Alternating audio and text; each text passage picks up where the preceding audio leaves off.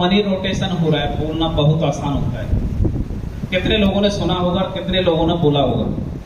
कोई बता सकते हैं मेरे को खड़े होके कि सर पिरामिड स्कीम ये होता है, या पोंजी स्कीम, यानी कि बहुत सारे नाम हैं, कोई बता सकते हैं? कोई है इस हॉल में जो ये कह सकता है कि सर पिरामिड स्कीम ये होता है? या कोई ये कहते हैं कि सर यूटेक तो एक मनी रोटेशन है? कोई है जो चैलेंज कर सकता है कि ये नहीं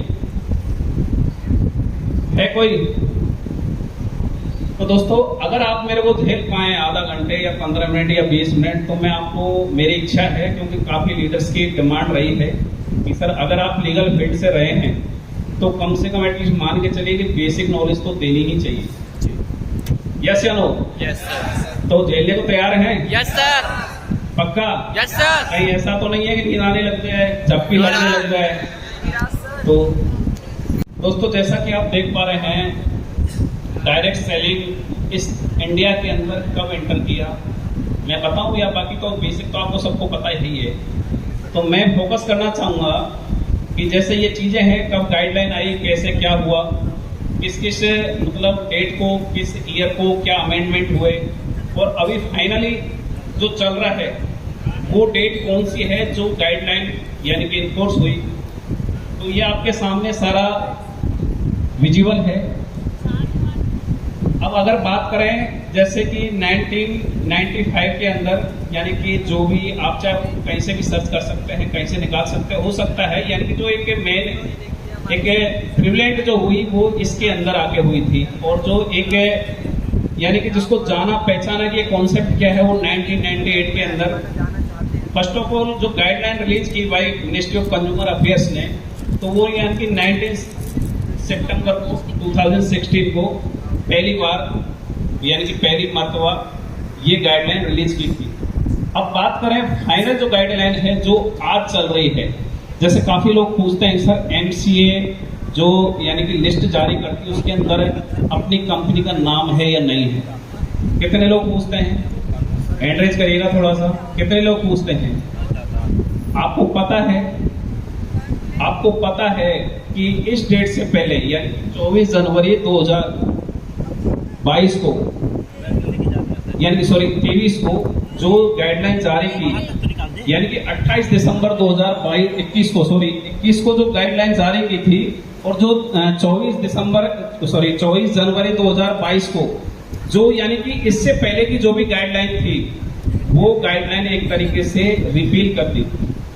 यानी कि मैं कहूँगी मान लीजिए कि वो गाइडलाइन खत्म कर दिया। और मैं आपको आगे बताऊंगा, डेट भी मेंशन है इसके मुताबिक, यानी कि 28 दिसंबर 2021 से पहले की जो भी कंपनी है वो जिस भी नंबर पर रजिस्टर्ड है उसका यानी कि नंबरिंग के बेस से देखा जाए तो कोई मायने नहीं रखता। यानी कि 28 दिसंबर से पहले की जो भी कंपनी है, चाहे वो 10 दिन पहले की है, चाहे वो 10 साल पहले की है, चाहे वो 20 साल पहले की है, नंबरिंग खत्म। क्योंकि उससे पहले ये गाइडलाइन जो भी थी या जो भी उन्होंने लिस्टेड किया था वो सारी के सारी। अब बात स्टार्ट होती है कि आज तक इस डेट के बाद में आज तक कभी भी मिनिस्ट्री ऑफ कंज्यूमर अफेयर्स ने आज तक कोई भी मतलब जो भी इस गाइडलाइन के अकॉर्डिंग लिस्टिंग तैयार होती है कंपनी की, आज तक कोई भी लिस्ट जारी नहीं की है।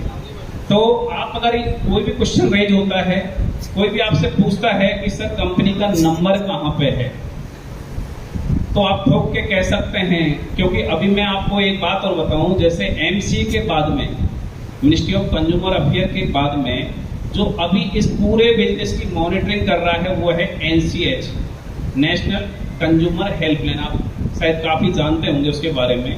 यानी कि अपना कंपनी कोई भी अगर आती है इस इंडस्ट्री के अंदर, केवल फॉर्म सबमिशन होता है, आपका क्या प्लान है इस गाइडलाइन के अकॉर्डिंग, वहाँ पे सबमिशन के बाद में सारा मॉनिटरिंग करता है वो एनसीएच करता है। तो आपके सामने कभी भी ये क्वेश्चन अगर रेज होता है कि कंपनी का नंबर किस जगह है, किसी भी कंपनी का आज की डेट तक कोई भी नंबर नहीं है, चाहे वो कंपनी 20 साल पहले की हो, चाहे वो 10 दिन पहले की हो। तो ये क्लियर है आप सभी को? और कोई आप मतलब ठोक के कह सकते हैं कि सर आप बताइए आपकी कंपनी कहाँ स्टैंड करती है? क्योंकि लाइक पीछे की जो चीजें होती हैं वो काफी रिपीट करके बताते हैं कि सर ये कंपनी इस नंबर पर रजिस्टर्ड है, तो यानी कि आज की डेट में जो लेटेस्ट गाइडलाइन है उसका इन्फोर्समेंट जिस डेट से हुआ है उसके बाद में कोई भी आज तक लिस्ट जारी नहीं हुई। तो ये क्लियर हो चुका है आप सभी को। अब रही बात, जैसे कि मैंने बताया, मॉनिटरिंग जो एनसीएच करती है और जो भी ग्रीवेंस कमेटी वगैरह, जो भी ग्रीवेंस ऑफिसर वगैरह, वो सारा एक उसमें स्ट्रक्चर बनाया हुआ है। कोई कंपनी कैसे रन करेगी, अगर कोई कंप्लेन रेज होती है तो उसको कैसे सॉर्ट आउट किया जाएगा, वो सारा मैं आपको इसमें, तो नेक्स्ट क्लिक करिएगा। अब इसमें जैसे बताया गया है, मैं आपको एक बार बता दूं, एक सेकंड होल्ड रखिएगा।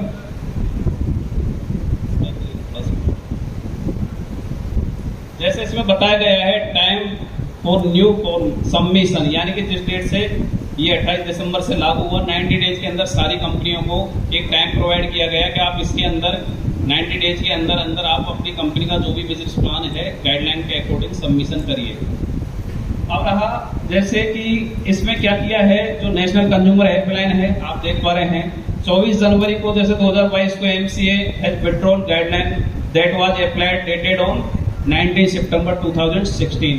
तो ये उसके मतलब पहले गाइडलाइन सारी विड्रॉ कर ली गई, यानी कि वो सारी खत्म हो गई। अब IT means now only latest guidelines of direct selling will enforce that was applied date on 28 December 2021। तो ये सारी चीज क्लियर है। गैजेट नोटिफिकेशन वाज रिलीज्ड, इस डेट के लिए गैजेट नोटिफिकेशन निकला था 21 जुलाई 2023 का मिनिस्ट्री ऑफ कंज्यूमर अफेयर्स, यानी कि जो अभी लेटेस्ट है फूड एंड पब्लिक डिस्ट्रीब्यूशन जो डिपार्टमेंट ऑफ कंज्यूमर अफेयर्स है, तो इसने अभी भी जैसे आपको एक नेटवर्क के थ्रू सेल करना, यानी कि उसको लीगलाइज किया है। आज तक नेटवर्किंग अभी भी आरबीआई मतलब उसको एक तरीके से कंप्लीटली लीगलाइज नहीं करती, लेकिन अभी जो लेटेस्ट गाइडलाइन निकली है या जो गजट नोटिफिकेशन रिलीज किया था इस डेट को, उसके बाद में नेटवर्क के थ्रू जो सेल होती है उसको कंप्लीटली एक तरीके से लीगलाइज किया गया है। यानी कि एक नेटवर्कर अपनी टीम के थ्रू जो भी सेल करता है वो नेटवर्क के थ्रू सेल, यानी कि अब तक तो जो एक डायरेक्ट सेलिंग होती थी उसको कहीं एक मतलब ये मान के चलिए कि नेटवर्क के थ्रू ऐसा कोई भी वर्ड नहीं था। अब उसको लीगलाइज कर दिया है कि आपकी पूरी टीम के थ्रू आप जो भी सेल कर रहे हैं तो नेटवर्क के थ्रू सेल उसमें कंसिडर होगी। अब बात करें जैसे इसमें दिया हुआ है कि consumer protection direct selling rules, ये जो है अब इसको आप चाहे तो नोट कर सकते हैं, थोड़ा सा और डीप की बात है। नेक्स्ट करिए। ये इसमें नीचे दिया हुआ है ये। अब बात करें डायरेक्ट सेलिंग कंपनी या एंटिटी, यानी कि डायरेक्ट सेलिंग एंटिटी या company should be registered in any one of them. अब जैसे आपने देखा होगा, आज मैं आपको बताऊं कि जैसा आज यूटेक का इजाद हुआ, एक ये मान के चलिए कि मतलब जो कोरोना टाइम में हुआ था, आप सभी को जैसे कि सुना होगा कि 2-3 मीटिंगों में मैंने रखा है, तो कोई कंपनी थी वो हमारे सामने आई और एक प्रोप्राइटर बेस्ड कंपनी चल रही थी। उस बंदे को ये पता नहीं कि कंपनी कैसे चलती है और बंदा ठीक ठाक यानी कि काफी अच्छा एक टर्नओवर क्रिएट कर चुका था। मैंने उसके एमडी से बात की, मैं बोला आप ये बताइए आप जीएसटी किस नाम से पे कर रहे हैं, आप एक्ट किस नाम से चला रहे हैं, आपका कंपनी जो एक्ट होता है उसके अकॉर्डिंग कहीं भी रजिस्ट्रेशन नहीं है। मैंने उसका लीगल खंगाला। अब जो बंदा मेरे सामने वो कंपनी लेके आया, जो बंदा मेरे सामने वो कंपनी लेके आया, उससे उसका एमडी बोलता है कि साले तेरे से किसने कहा कि तू किसी एडवोकेट को जाके ये प्लान दे मेरी कंपनी। तो यानी कि वो चीज काफी लोगों को पता नहीं होता कि कंपनी कैसे रन कर सकती है, कंपनी के लिए लीगलिटी क्या चाहिए। जैसे कि जो अभी गाइडलाइन है उसके अकॉर्डिंग ये है कि कंपनी एक्ट 2013 और पार्टनरशिप एक्ट, काफी अगर लीगल के बंदे होंगे उनको पता होगा, पढ़ा भी होगा और जानते भी होंगे, और एलएलपी लिमिटेड लायबिलिटी एक्ट यानी कि 2008 का है, या यानी प्राइवेट लिमिटेड, यानी कि ये 3 जो कंडीशन दी हुई है, इसके अलावा यानी कि एलएलपी होनी चाहिए या प्राइवेट लिमिटेड होनी चाहिए। तो इनके अलावा मतलब ओपीसी भी हो सकती है, उसमें 250 करोड़ का एक टर्नओवर होता है, उसके बाद में वो प्राइवेट लिमिटेड करनी पड़ती है, यानी कि 1% कंपनी भी रन हो सकती है। तो ओवरऑल मेरा कहने का मतलब एक लीगल वे में कंपनी के पास में इन तीनों में से कम यानी कि एटलीस्ट वन एक्ट के अकॉर्डिंग रजिस्टर्ड होना मैंडेटरी होता है। अब बात करें जो नई गाइडलाइन है उसके अकॉर्डिंग आप गूगल पे भी मतलब जा सकते हैं, गूगल सर्च कर सकते हैं, ये चीजें आपको वहां पे मिल जाएगी। Physically office should be registered in Indian territory, यानी कि इंडिया के अंदर चाहे वो इंडियन कंपनी है चाहे वो फॉरेन कंपनी है, उसका फिजिकली ऑफिस होना चाहिए इंडिया की टेरिटरी के अंदर, यानी कि वो चाहे यूटी हो या कोई स्टेट हो या सेंट्रल, यानी कहीं पे भी उसका कम से कम एक ऑफिस होना चाहिए। अब इसका आप कंपेरिजन करके जाना यूटेक के साथ में कि यूटेक कितनी लीगल है, ये आप खुद जस्टिफाई कर सकते हैं। Company never included in money circulation and pyramid scheme, जो अभी मैं बात कर रहा था। अगर किसी के मन में कहीं भी डाउट है या कोई ये रखता है कि भाई मैं इसकी नॉलेज रखता हूं, पिरामिड क्या होता है, पॉन्जी स्कीम क्या होती है, या मनी रोटेशन क्या होता है, या चिटफंड जो बोलते हैं, मतलब कई चीजें हैं, हालांकि इन सारियों में कई चीजें मतलब डिफ्रेंशिएट भी करती हैं।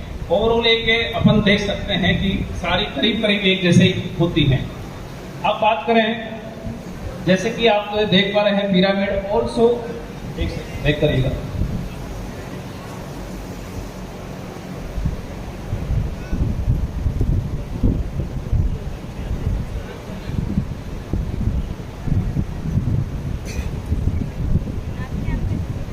And service selling agreement should be in return at direct sellers. अब इसमें क्या आप समझते हैं, कोई इसका इंटरप्रिटेशन निकाल सकता है, कोई बता सकते हैं सोल के अंदर? यानी कि यहाँ पे लिखा हुआ है company never included money circulation and pyramid scheme also, यानी कि जो लास्ट में चौथा पॉइंट है वो है products and services selling agreement should be in written direct seller, यानी कि लिखित में डायरेक्ट सेलर के पास में या कंपनी के पास में, यानी कि एंटिटी के अंदर दोनों चीजें आती हैं। डायरेक्ट सेलर भी आप बोल सकते हैं, डायरेक्ट सेलिंग कंपनी भी बोल सकते हैं। अब उसके पास में अपना प्रोडक्ट सेल करने के लिए एक रिटन एग्रीमेंट होना चाहिए। एग्रीमेंट का मतलब, अब आप अगर कंपनी कोई सेल कर रही है प्रोडक्ट तो फर्स्ट पार्टी होना चाहिए या उसकी खुद की मैन्युफैक्चरिंग होनी चाहिए, या जिससे भी वो मैन्युफैक्चरिंग करा रहे हैं उसके साथ में उसका एग्रीमेंट होना चाहिए। अब रही सेकंड बात, जैसे कि यहाँ पे एक डायरेक्ट सेलर होता है, एक नेटवर्कर होता है। डायरेक्ट सेलर नेटवर्कर भी हो सकता है, कंपनी भी हो सकती है, या थोड़ा सा समझिएगा कि दोनों में वैसे डिफ्रेंशिएट भी कर सकते हैं, बाकी यहाँ पे सिमिलर वर्ड आता है। तो मेरा कहने का मतलब, अभी जो आपके पास आई कार्ड होगा, जो आई कार्ड होगा और जो कंपनी का, यानी कि आपके पास में कंपनी में आपका रजिस्ट्रेशन होता है, आपका जो भी आपकी आईडी होती है, जो भी आपकी इंफॉर्मेशन होती है वो सारी रजिस्टर्ड होती है। देन उसके बाद में आपके पास में आईडी कार्ड जनरेट होता है। ID card with physically address should be at direct sellers provided by company, यानी कि आपके पास जो कंपनी है उनका आईडी कार्ड होना चाहिए, जो भी कंपनी, जैसे मान लो अपन यूटेक में प्रोवाइड करते हैं। There should be ensured that all services products must be, एक बार से ये थोड़ा सा मतलब ध्यान से पढ़िएगा। ऐसा नींद आ रही है क्या आपको?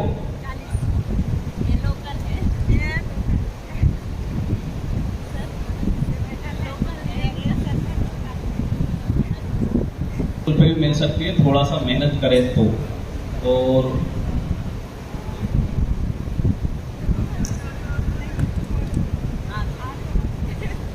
चेक करिए थोड़ा सा, कहाँ ले गए यार? Website of every direct selling entity and company name, branch और फैक्स, कस्टमर केयर नंबर वगैरह, email ID should be mention, यानी कि कंपनी का जो वेबसाइट है उस पर कंपनी का कस्टमर केयर नंबर या फैक्स नंबर या जो भी सपोर्ट एक सिस्टम होता है वो यानी कि होना चाहिए। There should be a system to ticket and trace for registered complain. अगर आपने कोई कंप्लेन, ये एक लीगल वे में है, कोई भी कंपनी अगर ये सिस्टम फॉलो नहीं करती तो वो लीगलिटी कंप्लीट नहीं करती, ये आप ध्यान रखिएगा। तो there should be mention and clear about refund policy, exchange policy, payment cancel and ship, जो शिपमेंट पेमेंट मेथड, यानी कि कंपनी के पास में या कंपनी की जो गाइडलाइन होती है, गाइडलाइन के अकॉर्डिंग जो पॉलिसी होती है उसमें रिफंड पॉलिसी होनी चाहिए, कैंसिल पॉलिसी होनी चाहिए, और जो शिपमेंट का एक स्ट्रक्चर होता है, किस प्रोडक्ट पर कितना शिपिंग चार्ज लगेगा या किस पर नहीं लगेगा, वो भी यानी क्लियरिटी होनी चाहिए। There should be mention in clear about MRP, breakup price, delivery charges, vehicle charges और प्रोडक्ट सर्विसेज, यानी कि उस पर क्लियर MRP क्या है, जैसे अब अभी बता रहे थे विनोद सर, प्रेजेंट कर रहे थे प्रोडक्ट्स को, यहाँ पर TP प्राइस क्या है, यहाँ पर PV क्या है, तो वो भी सारा कुछ क्लियर होना चाहिए। There should be a system to resolve a complaint within 48 working hours and should be disposed within 30 days. If not, then cause raised should be in written grievance officer. अगर यानी कि 48 आवर का जो इसमें दिया हुआ है, इसके अंदर अगर कोई कंप्लेंट रिजॉल्व नहीं होती है तो उससे ऊपर अगर टाइम लग रहा है, वर्किंग आवर का ध्यान रखिएगा क्योंकि डेज का यहाँ पे नहीं है, वर्किंग आवर जो होता है, उसके बाद में अगर कोई कंप्लेन रिजॉल्व नहीं हो पाती तो उसके लिए भी जैसे मेल पे आपने देखा होगा, यानी कि 30 डेज का टाइम भी वहां पर मेंशन किया गया है अकॉर्डिंग टू गाइडलाइन।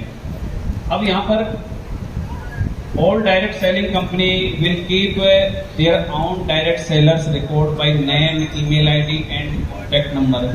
अब अगर जो भी चीजें आपने देखी है, समझी है या जो सुनी है, ये आप यूटेक से कंपेयर कर सकते हैं। अपनी जो यूटेक है वो क्या ये गाइडलाइन फॉलो करती है या नहीं करती।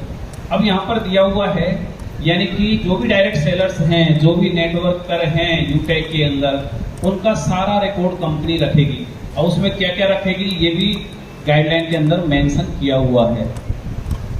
यहाँ पर बाद में आता है every direct selling company will advertise their on product service according to utilization of, यानी कि कोई हाइक नहीं करेगी, कोई एक ऐसे नहीं कि किसी चीज को बढ़ा चढ़ा के अपने प्रोडक्ट के अंदर क्या चीज डली हुई है या उसका यूटिलाइजेशन कैसा होना है, वो क्या यानी कि कोई अगर वेलनेस का प्रोडक्ट है तो क्या बॉडी पर इम्पैक्ट डालेगा, क्या उसका बॉडी पे असर रहेगा, उसको बढ़ा चढ़ा के जो प्रमोट करते हैं कि सर ये दवा खाई 1 दिन में कैंसर खत्म, तो ऐसी चीजें उस यानी कि गाइडलाइन के अकॉर्डिंग अगर कंपनी करती है तो वो गलत है। यानी कि जो मेडिसिन यानी कि फूड सप्लीमेंट है, अपने कोई ऐसे मेडिसिन नहीं है, जो वेलनेस प्रोडक्ट होते हैं एज ए फूड सप्लीमेंट होते हैं, ये कोई मेडिसिन नहीं होती। ये अगर मान लो कोई डिजीज है उसके अंदर बेनिफिशियल है तो आप यानी कि वो यूज कर सकते हैं, और अगर नहीं भी है तब भी ये यूज कर सकते हैं, ये बॉडी को क्योर करती है। अब यहाँ पर जैसा कि there will be not be misrepresentation by any direct sellers and company also. अब इससे आप क्या समझ पा रहे होंगे, काफी आपने देखा होगा यहाँ पर क्या होता है कि हिंदुस्तान है, यहाँ की जनता बहुत भोली वाली है। काफी लोग क्या चीटिंग करते थे, यानी कि जो ये नेटवर्क मार्केटिंग एक बदनाम हुई है, जैसे वो मुन्नी की तरह बोलते हैं, तो ये बदनाम हुई है। क्यों हुई है? क्योंकि काफी कुछ इस इंडस्ट्री ने झेला है। काफी लोग ऐसे रहे हैं, कुछ चीटर भी मैं कह सकता हूँ, जिन्होंने कि इसकी जो पावर थी, जो इसकी पोटेंशियल थी, उसको कैसे प्रोडक्टिविटी के अंदर यानी कि कन्वर्ट करना था वो नहीं कर पाए, और एक परसेप्शन क्रिएट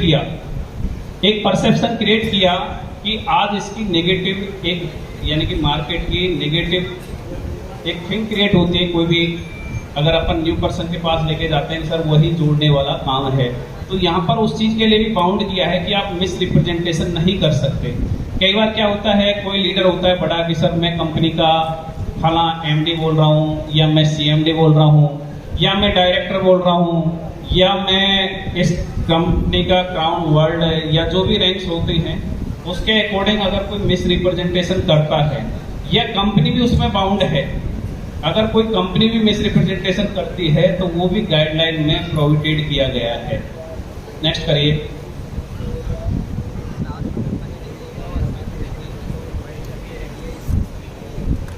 यहाँ पर आप देख पा रहे हैं there will be a responsibility of direct sellers and company also about authorization of quality of service and products। यानी कि आपके सामने जो भी प्रोडक्ट्स हैं या जो भी कंपनी सर्विस प्रोवाइड कर रही है उसका ऑथराइजेशन आपके पास में होना चाहिए। ऐसा ना हो कि आप कोई भी चीज जो एक प्रोडक्टेड होते हैं उनको आप सेल यानी कर रहे हो, कोई कंपनी कर रही हो या कोई डायरेक्ट सेलर सेल कर रहा हो, तो वो भी यहाँ पर यानी कि उसका ऑथराइजेशन होना चाहिए। ऐसा नहीं कि पेट्रोल अपन बेचें, अपन कल पेट्रोल बेचने लग जाए तो उसका ऑथराइजेशन अपन डायरेक्ट सेलिंग के अंदर नहीं कर सकते। कोई यानी कि अफीम बेच रहा है, कोई वाइन बेच रहा है, तो वो प्रोडक्टेड लिस्ट के अंदर है। यानी कि जो प्रोडक्ट अपन सेल कर सकते हैं, जो ऑथराइज होते हैं, वही अपन प्रोडक्ट डायरेक्ट सेलिंग के अंदर सेल कर सकते हैं। अब आता है direct selling company will compliance and monitoring also about distribution method according to law.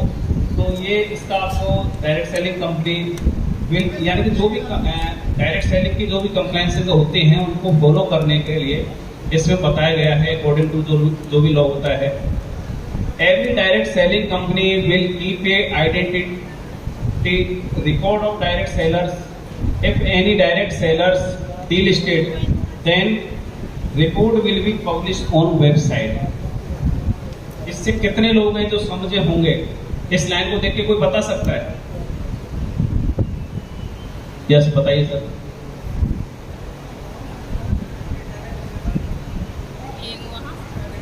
तो दीजिए। सर इसका मतलब ये है कि अगर कोई भी डायरेक्ट सेलर किसी भी गलत गतिविधियों में पाया जाता है तो उसकी डिटेल्स कंपनी अपनी वेबसाइट पे शो करे। Yes sir, thank you so much. दोस्तों, जैसा कि ये पॉइंट बहुत ही एक लॉजिकली या ये कह सकते हैं कि हर जो नेटवर्कर है उसको मालूम होना चाहिए। अब इसमें क्या मेंशन हो रहा है आप ये लगाइए, यानी कि उसकी साइट पर ये पब्लिश होना चाहिए, रिकॉर्ड रखेगा। अब काफी लीडर होते हैं जिनकी आईडी ब्लॉक हो जाती है, कोई रीजन यानी कंपनी की जो भी पॉलिसी होती है उसको बैक करते हैं। तो ये डायरेक्ट सेलर यानी कि सेलिंग जो गाइडलाइन है कंज्यूमर अफेयर्स वाली, उसके अंदर ये चीज मेंशन की हुई है कि अगर कंपनी किसी भी डायरेक्ट सेलर का या किसी भी नेटवर्कर की आईडी अगर ब्लॉक कर देते हैं तो वह भी वेबसाइट पर यानी कि मेंशन होना चाहिए, ताकि जो न्यू कमर्स हैं या कोई नया नेटवर्कर है वो कंपनी से अगर जुड़ना चाहता है या कंपनी के प्लेटफॉर्म पर आकर अपना वर्क या बिजनेस करना चाहता है तो एटलीस्ट ये यानी कि जज कर पाए, जस्टिफाई कर पाए कि क्या मैं जिस नेटवर्कर के साथ में, जिस लीडर के साथ में मैं ज्वाइनिंग करने जा रहा हूँ, कहीं ऐसा तो नहीं है कि वो लीडर कंपनी ने डीलिस्टेड किया हुआ है या जैसे ब्लैक लिस्ट बोलते हैं अपन, तो उसके लिए भी गाइडलाइन में मेंशन किया हुआ है। तो ये सभी मतलब उनको होना चाहिए, क्योंकि ये जो मिनिस्ट्री ऑफ कंज्यूमर अफेयर्स है उसने अपनी गाइडलाइन के अंदर ये मेंशन किया हुआ है। Direct selling company will be A part of NCH proceeding on central government जो होती है एनसीएच, यानी कि जो भी ट्रेडिशनल कंपनी होती है, चाहे वो एसएलएम ले लीजिए या ई कॉमर्स की ले लीजिए और चाहे आप डायरेक्ट सेलिंग की ले लीजिए, एनसीएच के जो भी गाइडलाइंस है, जो भी रूलिंग्स है, उसको कंपनी को फॉलो करना ही पड़ेगा। अब इसमें कैसे फॉलो किया जाता है कि कोई कंप्लेंट रेज होती है तो उसका एक ग्रीवियंस कमेटी होती है, एक नोडल ऑफिसर होता है, ग्रीवियंस ऑफिसर होता है। तो अकॉर्डिंग टू जो एनसीएच का एक ड्राफ्ट है उसके अकॉर्डिंग कंपनी के पास में ये कमेटी भी होनी चाहिए। और अगर इसको आपको देखना है तो मेरे ख्याल में ये भी अपने आपको ऐप के अंदर मिल जाएगा, कंपनी का जो एनसीएच का रजिस्ट्रेशन है वह भी आपको मिल जाएगा। बात करें, if any company sell ayurvedic and homeopathic product then should be registered and license should be taken also in drugs and supply act 9 जो एक्ट है आयुर्वेदिक जो भी प्रोडक्ट होते हैं उसके अकॉर्डिंग कंपनी अगर मैन्युफैक्चरिंग कर रही है, अपना प्रोडक्ट खुद ही अगर मैन्युफैक्चरिंग कर रही है तो इस एक्ट के अकॉर्डिंग रजिस्टर्ड होनी चाहिए। तो ये भी एक मतलब समझने वाली, जानने वाली चीजें हैं और ये सबको मतलब अपने जहन में रखना चाहिए। All sensitive data of direct sellers the company will secure according to IT act 2000। जो आईटी एक्ट है यानी कि उसका सब वो आर्टिकल की हुई है 21 एंड सेक्शन 43, जो लीगल के बंदे हैं वो जानते भी होंगे। तो इसके अकॉर्डिंग जो डेटा है उसका सिक्योर रखना भी कंपनी की रेस्पॉन्सिबिलिटी है। अब बात करें, थोड़ा सा करिएगा स्क्रीन को। The direct selling company will maintain a record of registrations, licence, certifications of ROC, MCA, NCH, TAN, PAN, MSME, GST certificates, FSSAI, यानी कि जो भी है ट्रेडमार्क है, ISO या जो भी, यानी कंपनी के जो भी रजिस्ट्रेशंस है वो कंपनी एक रिकॉर्ड रखेगी। कोई भी लीडर जाके, कोई भी डायरेक्ट सेलर जाके, कोई भी कंपनी का अगर कोई बंदा मान लो लीगल चेक करना चाहता है, जैसा कि अपने तो साइट पे भी डली हुई है और ऐप के अंदर भी डली हुई है, तो उसका भी रिकॉर्ड रखने के लिए यहाँ पर मैंडेटरी किया गया है। नेक्स्ट करेगा सर। मैं आप अभी थोड़ी देर पहले एक क्वेश्चन आपसे पूछ रहा था कि पिरामिड या पूंजी या मनी सर्कुलेशन या एक चिट फंड या जो भी मैं कहूँ वो, और एक एथिकल वे में जो कंपनी रन होती है, उनके बीच में अगर अपन डिफ्रेंशिएट करें तो वो कौन कौन से पॉइंट्स होते हैं जो अपन ये जस्टिफिकेशन कर सकते हैं कि ये कंपनी एथिकल वे में या लीगल वे में, यानी कि जो बिजनेस प्लान है वो अकॉर्डिंग टू गाइडलाइन है या नहीं है, या ये पिरामिड है या नहीं है, या ये पूंजी है या नहीं है। अब ये आप देख पा रहे हैं, सभी विजिबल है आप सभी को? Yes sir. ये पढ़ पा रहे हैं? इसमें आप समझिएगा, if have a level then income fixed, थोड़ा सा कंसंट्रेट करके इन पॉइंट्स को थोड़ा क्लियर आउट करिएगा। इफ यानी कि having a level then income fixed, इसका मतलब क्या समझ रहे हैं आप? सभी समझ चुके होंगे। अगर कोई लेवल है आप किसी भी कंपनी में, मैं मतलब यूटेक की बात नहीं कर रहा, आप किसी भी कंपनी आज तक आपने की है या आज यूटेक कर रहे हैं, आप वहां पर एक देखिएगा कि if have a level then income fixed, यानी कि अगर आपके पास लेवल है और इनकम फिक्स हो गई, जैसे कि अभी कि लाख रुपए प्लेटिनम रैंक पे आता है, अगर सपोज यहाँ पर कंपनी में जो भी प्लेटिनम हैं, मान लो 20 है, 22 है, 25 है, जो भी हैं, अगर उनको ये कर दिया जाए कि सारे प्लेटिनम्स की इनकम मंथली या ईयरली जैसे भी है या वीकली सबका सेम यानी कि सिमिलर इनकम मानी है, तो ये मान के चलिए कि वो कंपनी अपने यहाँ पे आती है, कोई लाख भी कमा रहा है, कोई 2.5 लाख भी कमा रहा है, कोई 70-80 हज़ार भी कमा रहा है। लेकिन अगर आपको ये जानना है कि लेवल के अकॉर्डिंग अगर इनकम फिक्स हो गई तो इट मीन्स क्या है, वो कंपनी पिरामिड स्कीम के अंदर आती है। अब आप नेक्स्ट आगे देखिए, यहाँ पर मैंने दोनों को मतलब एक डिफरेंशिएट करने के लिए आपको कंपेयर करा गया है, pyramid scheme versus direct selling scheme. Having a level but income not fixed, level है लेकिन इनकम फिक्स नहीं है, तो वो क्या आती है? डायरेक्ट सेलिंग कंपनी, यानी कि जो इथिकल वे में जो कंपनी रन होती है वो उसकी पहचान होती है। और ये पहचान किसकी होती है कि अगर लेवल ले लिया तो इनकम फिक्स हो गई, आपको लाख रुपए आना है, ये लेवल ले लिया, अगर फिक्स हो गया तो वो इस यानी कि पिरामिड के अंदर आता है। देन अपन बात करें मनी इन्वेस्टमेंट, अगर कोई कंपनी मनी इन्वेस्टमेंट करा रही है तो ये पक्का मान के चलिए कि वो पिरामिड स्कीम है।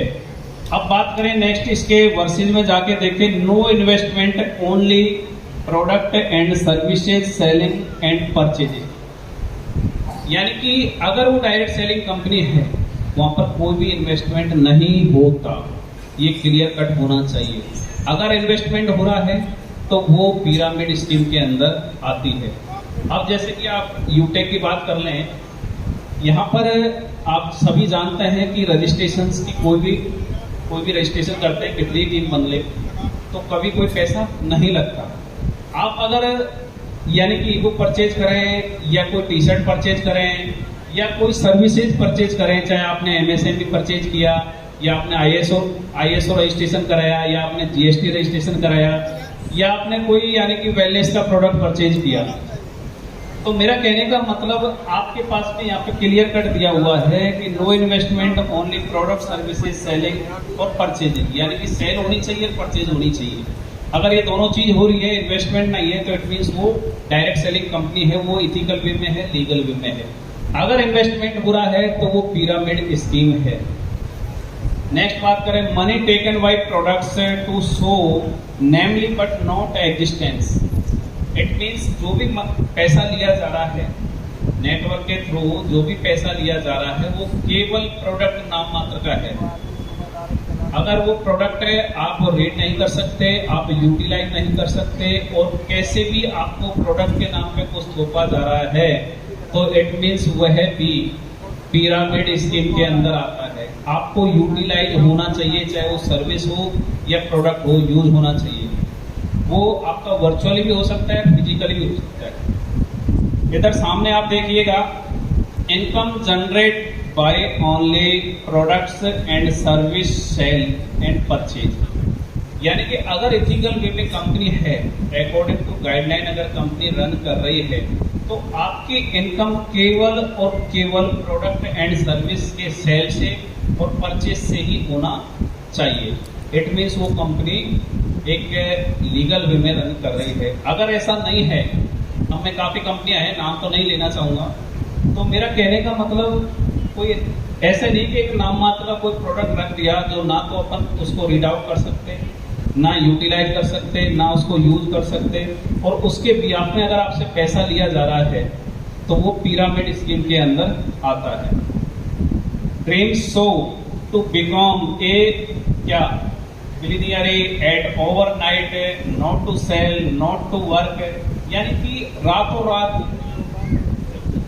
अरबपति, करोड़पति बनाने के सपने दिखाए जाते हैं। ओवरनाइट आपको ये मतलब विजुलाइज कराया जाएगा कि आप इतना करिए और ऐसे करिए, आप यहाँ पर इतना पैसा इतने दिन में या 10 दिन में या महीने में या 10 महीने के अंदर आप यहाँ पर कमा सकते हैं। तो इट मीन्स यानी कि डबल ट्रिपल करने का जो सिस्टम है, आप 10,000 लगाइए, आपको 1 महीने बाद या 6 महीने बाद आपको लाख रुपए मिलेंगे। आप यहाँ पर लाख रुपए लगाइए, आपको 1 साल बाद यहाँ पर 10 लाख रुपए मिलेंगे। तो अगर ऐसा भी है तो वो कंपनी भी पिरामिड स्कीम के अंदर आती है। तो फर्स्ट, जैसे कि नेक्स्ट बात करें अपन, first customer income will get after will get feel only cheating. यानी कि ये कंपनी का एक वो होता है कि पहले कोई आया, जैसे इसका एक और आगे आएगा अभी, इसमें एक मूर्ख बन के दूसरे को मूर्ख बनाता है। अब इसका आप देखिएगा कि don't matter to coming position income will generate on by only sale and purchase. तो यहाँ पर मतलब पोजीशन कोई मायने नहीं रखती। जैसे कि यूटेक का लेवल प्लान है, यहाँ पर अगर मान लो आपके बाद में कोई बंदा आ रहा है तो हो सकता है वो अपलाइन से भी ज्यादा इनकम जनरेट कर सकता है। अगर आपका अपलाइन से आपके पास अपॉर्चुनिटी नहीं है ऊपर जाने की, ज्यादा अर्निंग करने की, तो ये भी ओवरऑल मान के चलेगा कि वो पिरामिड स्कीम है। अगर आपके पास में प्लान के अकॉर्डिंग अपने अपलाइन से अप होने का, रैंक अप करने का, अर्निंग अप करने का अगर अपॉर्चुनिटी है उस प्लान के अंदर, तो वह डायरेक्ट सेलिंग के अकॉर्डिंग जो लीगल कंपनी रन करती है उसके अंदर आता है। और अगर नहीं है कि मैं जहां स्टैंड कर गया, मेरे डाउन वाला बंदा मेरे से ऊपर नहीं जा सकता, तो इट मीन्स मान के चलेगा कि वो एक पिरामिड स्कीम है। There is no matter value for money, only virtual products here. यानी कि अगर वर्चुअल प्रोडक्ट है, वैल्यू फॉर मनी नहीं है। हो सकता है जैसे अपन 590 के अंदर ई बुक दे रहे हैं, अगर इन्हीं का हम आपसे 10,000 रुपये हो सकता है ले सकते हैं, अगर इन्हीं का हम लाख रुपए आपसे लेने लग जाएं, तो वो भी एक वैल्यू फॉर मनी यानी कि होना चाहिए। There are virtually physically products services available on value for money actual price. यानी कि अगर कोई भी एक नॉर्मल पढ़ा लिखा अगर ये जज कर पाए कि यार ये अगर मान लो कोई पेन है अगर 10 रुपए का है, हो सकता है वो 10 रुपए या 11 रुपए ले रहे हों, लेकिन एक्चुअल में वो 10 रुपए का कोई प्रोडक्ट है, उसको अगर कोई अपन 5,000 के अंदर या 2,000 के अंदर या 10,000 के अंदर अगर अपन सेल कर रहे हैं या परचेज कर रहे हैं, तो इट मीन से मान के चलेगा कि वो पिरामिड स्कीम के अंदर आता है। नेक्स्ट करेगा।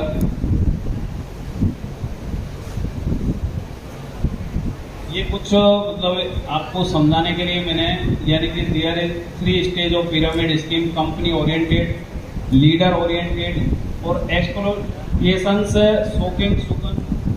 ये क्या होता है, यानी कि अगर कोई कंपनी ओरिएंटेड प्लान है या कोई लीडर्स ओरिएंटेड प्लान है, यानी कि जो भी मैं बता रहा था, अगर आपने कोई स्टैंड कर लिया, कोई एक पोजीशन ले ली, आपके डाउन लाइन वाला अगर आपसे ऊपर नहीं जा सकता तो सीधा सीधा सा मान लीजिए कि वो पिरामिड स्कीम है।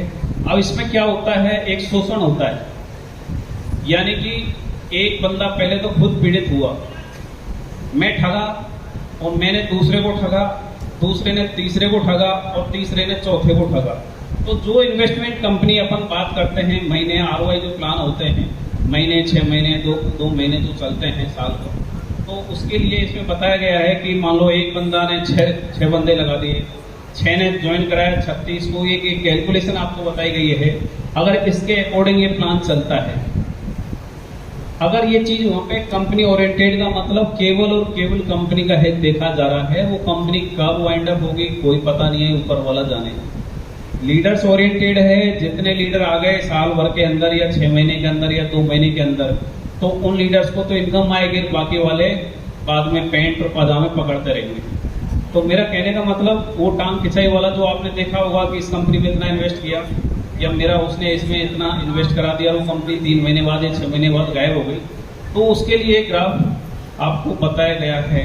Company makes a network, those who are engaged in it, they are up, and those who are down, no matter what they do, they can never go above the upper earning।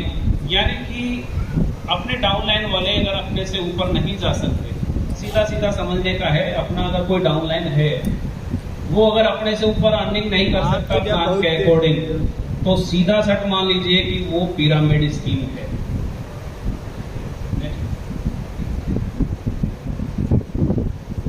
होता है leaders makes a network और on, and any leaders can earn more their upline and down.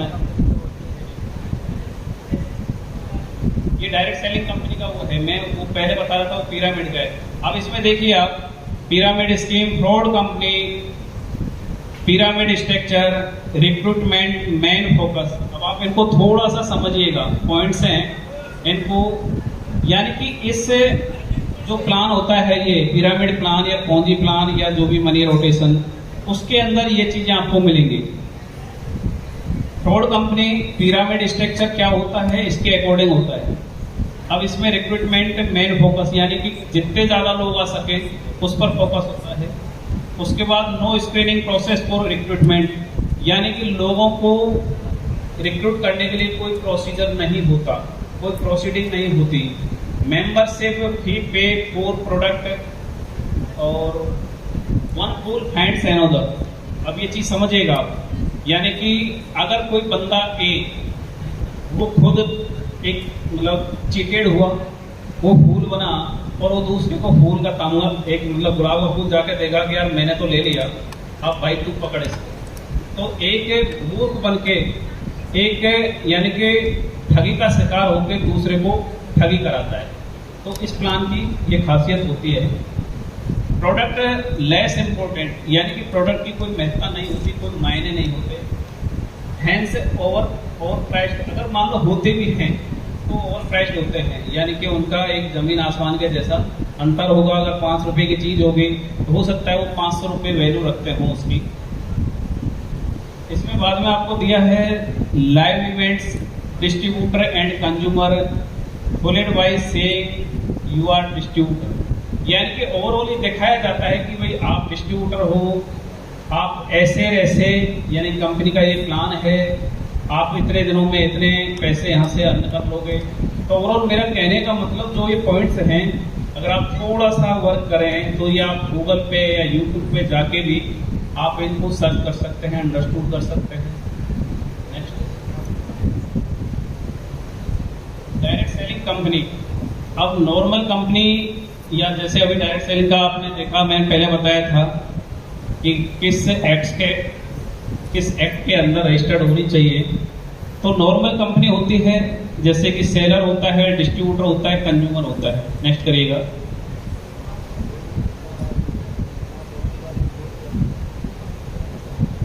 यहाँ पर startup package के according आपको यहाँ समझाने के लिए कोशिश की गई है।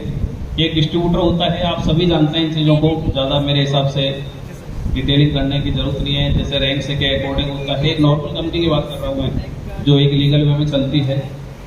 अब जैसे अगर यहाँ पे भी थोड़ा सा डिफ्रेंशिएट करें अपन लेफ्ट राइट का, या जो भी अभी कई लीडर्स बोले थे, तो उनका भी मतलब काफ़ी चीज़ें हैं इसमें, कुछ कॉम्प्लिकेटेड ऐसे, मतलब आप मान के चलिए कि कैसे डिफ्रेंशिएट किया जाए, तो चीज़ों को एक लीगल एक्सपर्ट ही बता सकता है। अमूमन नॉर्मल इंसान या लीगल फील्ड का नहीं है तो नहीं समझ सकता। नेक्स्ट करिएगा।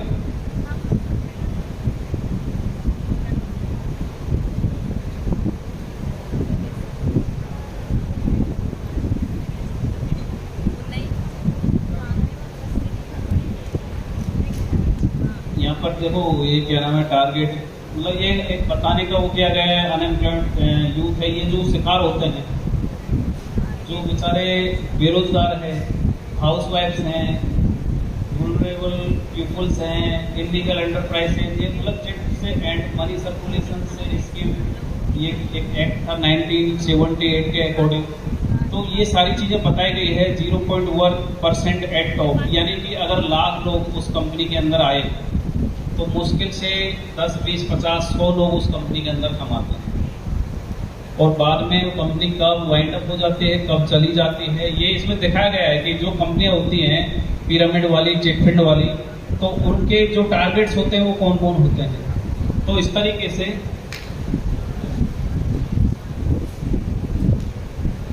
मैं बात करूं, जैसे कि काफ़ी लोग लीगल के बारे में पूछते हैं।